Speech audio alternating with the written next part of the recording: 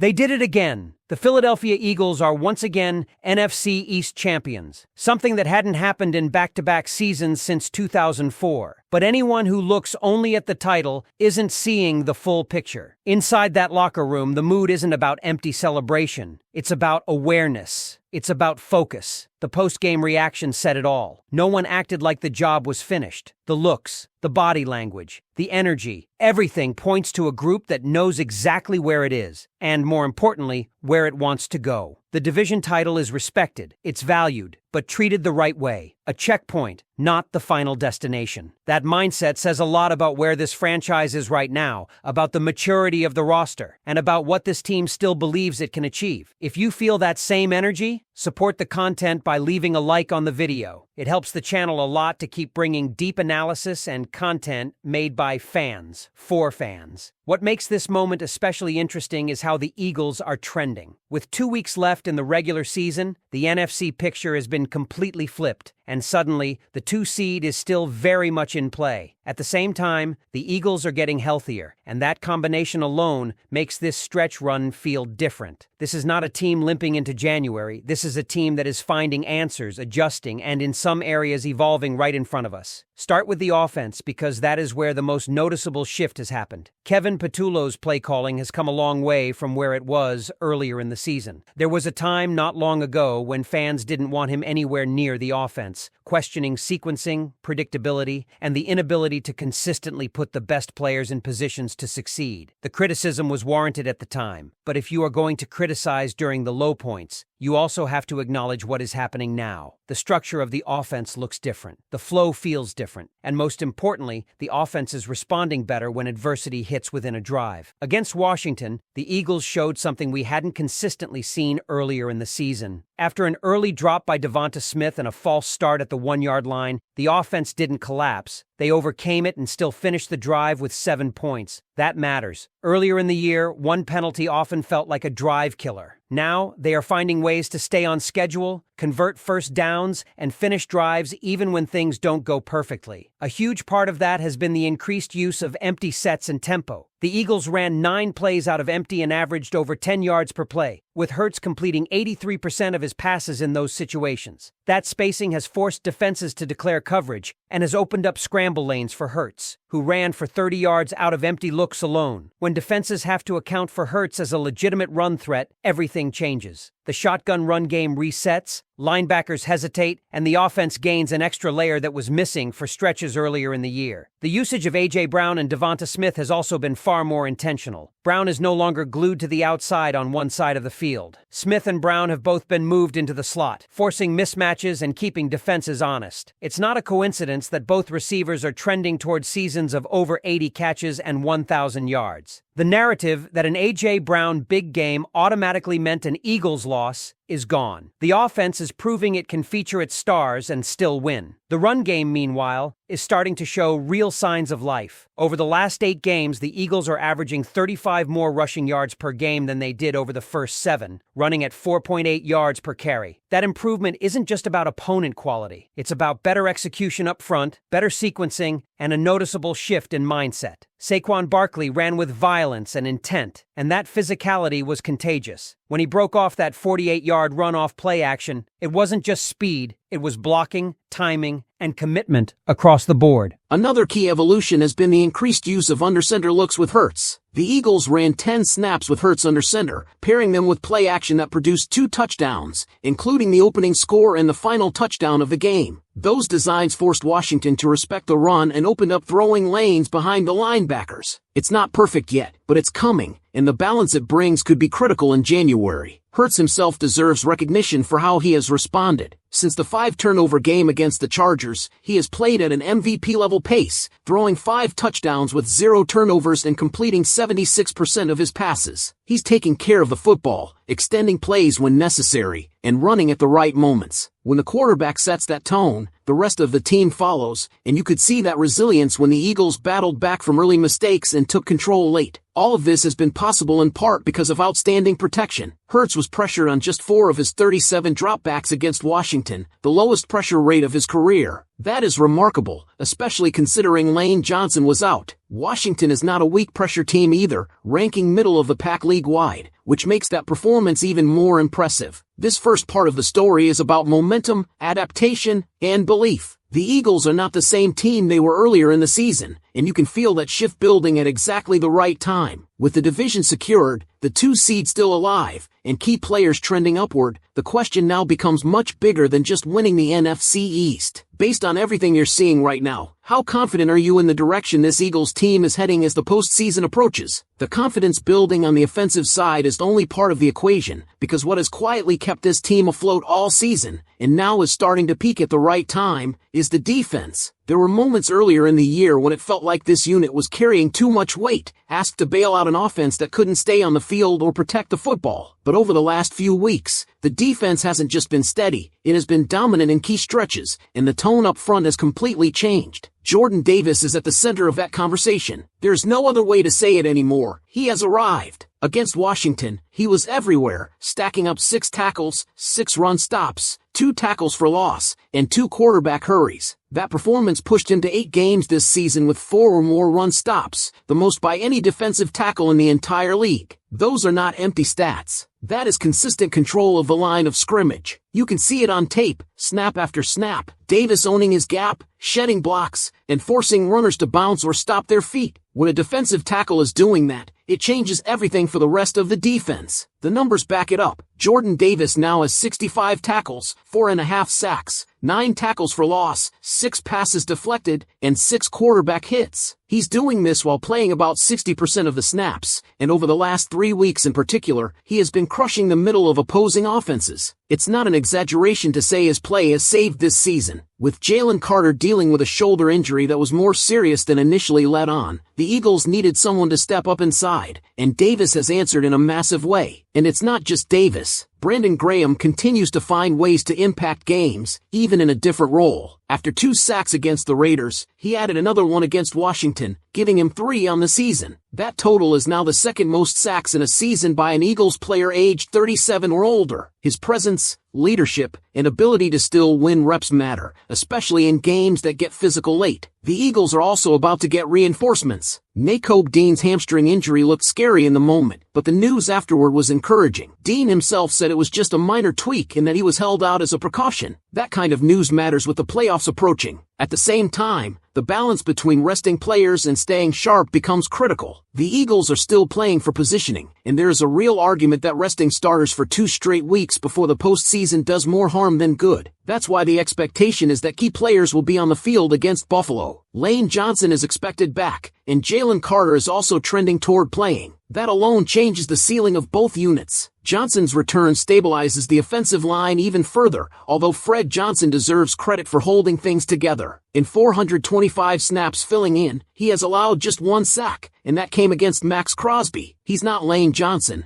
especially in the run game, but he's done a solid job in a tough situation. While the offense and defense are trending up, special teams remain the biggest concern. There's no way around it. Jake Elliott has struggled, and the misses are no longer from extreme distance. On the season, he's sitting at 70%, and from 40 to 49 yards, that number drops to 66%. Since week 7, he's hitting just 61% of his attempts. Right now, that's simply not good enough. Elliott is honest about it, admitting he can feel when something is off as soon as the ball leaves his foot, and Nick Sirianni continues to back him publicly, pointing to his mental toughness and his playoff track record. And that playoff track record does matter. Elliott is 26 for 27 in his postseason career, and that history likely buys him time. But this is still a dangerous game. Special teams mistakes can end seasons, and we've seen that around the league already. A missed kick, a botched return, or one breakdown at the wrong moment can erase everything else you've built. For now, the Eagles survived those mistakes against Washington, but that margin for error shrinks fast in January. Zooming out, the big picture is this. the Eagles are a team that looks more connected than they did earlier in the season. You can see it in the way players are fighting for each other, like Tyler Steen standing up late in the game, or A.J. Brown staying engaged as a blocker, finishing plays with purpose. That emotion and edge had been missing at times, and its return is not a coincidence. Teams that make deep playoff runs usually find that identity late, not early. With the division locked up, at least one home playoff game secured, and a chance, however slim, at even better positioning, the Eagles are heading into the postseason with momentum, confidence, and a clearer understanding of who they are. This is not a finished product, but it is a team that is peaking in important areas when it matters most. One more layer to this story that can't be ignored is how this team has handled chaos within games, because that is often the real separator in the postseason. Against Washington, things did not start clean. Will Shipley put the ball on the ground on the opening kickoff? Jake Elliott missed field goals that should normally be automatic. The Eagles went into halftime down 10-7, and for stretches it felt like the type of game that earlier versions of this team might have let slip away. Instead, they absorbed it, stayed composed, and gradually imposed themselves in the second half. That ability to steady the ship showed up across all three phases, even with special teams clearly lagging behind. Offensively, the Eagles didn't panic. They stuck with the game plan, leaned into tempo, spacing, and play action, and trusted that the cumulative pressure would wear Washington down. Defensively, they tightened up, especially against the run, where Jordan Davis and the interior rotation began to completely control the line of scrimmage. By the fourth quarter, the Commanders looked overwhelmed physically, and that didn't happen by accident. It's also important to recognize how well the defensive depth has held up during injuries. With Jalen Carter sidelined for a stretch, the interior group of Moro Ojomo, Jordan Davis, Byron Young, and Brandon Graham combined for 39 tackles, 8 sacks, 9 tackles for loss, and 10 quarterback hits over 3 games. That kind of production from a rotation speaks to both coaching and buy-in. When those types of contributions come from multiple players instead of just one star, it makes the defense much harder to scheme against. Looking ahead, the upcoming matchup with Buffalo represents more than just another game on the schedule. It's a measuring stick. Weather could play a major role, with forecasts calling for wind, cold, and potential snow, which would test ball security, the run game, and situational football. Those conditions don't favor pretty offense, but they do favor physical teams that can win in the trenches. If the Eagles can carry over their recent efficiency up front, protect Hurts, and continue to control the line of scrimmage on defense, that game becomes less about style points and more about resilience. And that's really what this entire stretch is about. The Eagles don't need to prove they can blow teams out. They need to prove they can handle adversity, adjust on the fly, and execute when the margins are thin. Over the last few weeks, they've started checking those boxes. The offense is more flexible. The defense is more aggressive and disciplined inside. The locker room energy feels aligned with the standard that has defined successful Eagles teams in the past. This is why the division title, while significant, barely feels like the headline. The real story is that the Eagles are shaping their identity at the exact moment when it matters most. They are healthier, tougher, and more adaptable than they were earlier in the season, and that combination gives them a real chance to make noise once the playoffs begin. There's also a psychological edge forming around this group that you don't always see show up in box scores, but you absolutely feel it when you watch the games closely. Earlier in the season, the Eagles often looked tight when things went wrong. A penalty, a missed opportunity, or a turnover would linger. Now, those moments pass quickly. You saw it when Washington tried to inject emotion into the game late, and instead of backing down or losing composure, the Eagles matched the physicality and stood their ground. That response matters, especially when you're heading toward playoff football, where every opponent is desperate and every snap is contested. Nick Sirianni deserves credit here as well. This is the earliest division title of his tenure, achieved despite one of the most demanding schedules the Eagles have faced. No back-to-back home games, 5 short week games, and 11 matchups against teams that made the playoffs last year. That context matters. This wasn't a smooth ride. It was a grind. And yet, here they are with double-digit wins, the NFC East secured, and still playing meaningful football late in the season. What makes this stretch especially fascinating is that the Eagles are not relying on just one formula to win. Some weeks it's been the passing game finding rhythm through empty sets and tempo. Other weeks it's been the run game leaning on physicality and play action. Defensively, they can win with pressure up front, with gap discipline against the run, or by tightening in the red zone. That versatility is exactly what you want heading into January, because playoff opponents will force you to win in uncomfortable ways. There are still legitimate questions, and that's part of being honest about where this team is. Special teams remain a concern. Consistency in the red zone still has room to improve. And sustaining this level of execution against elite competition is the next test. But what's different now compared to earlier in the year is that the Eagles are no longer searching for answers. They're refining them. This team knows who it wants to be. A physical offense that can spread you out, force you to account for Jalen Hurts as both a passer and a runner, and punish you when you overcommit. A defense that controls the interior, wears you down over 4 quarters, and thrives when games turn ugly. That identity is starting to show up every week, and it's why the belief inside the building feels genuine rather than forced. As the regular season winds down, everything becomes about alignment, timing, health, confidence. Right now, the Eagles are checking more of those boxes than they were a month ago. That doesn't guarantee anything, but it does put them in a position where a deep run is no longer just hopeful thinking. It's a realistic conversation. Another detail that deserves attention is how the Eagles are starting to win the mental chess match before games even reach the 4th quarter. You can see it in how they script openings now compared to earlier in the season. The offense is no longer just feeling things out and hoping talent wins. There is intent. There's a plan to force defenses into uncomfortable personnel decisions, whether that's spreading them out with empty looks, forcing base defenses to cover in space, or pulling linebackers downhill with under-center play action. Those early answers set the tone, and when defenses adjust, the Eagles have shown they can counter instead of stalling. That adaptability becomes even more important when you consider playoff football rarely unfolds cleanly. Weather, officiating, momentum swings, all of it can flip a game in minutes. What stands out now is that the Eagles don't look rattled by those variables. When things slow down, they lean on fundamentals. When things speed up, they trust Hurts to make the right decision. That trust is evident in how the offense flows when they go up-tempo. There's no panic, no confusion, just execution. Defensively, the communication has noticeably improved. Gap integrity against the run has tightened, and the second level is playing faster because they trust what's happening in front of them. When Jordan Davis controls the middle, linebackers can flow freely. When edge players set firm edges, safeties don't have to overcommit. That cohesion is what turns a good defense into a suffocating one, especially late in games when opponents are chasing points. There's also something to be said about leadership emerging from multiple directions. Jalen Hurts sets the standard offensively with his composure and accountability. On defense, veterans like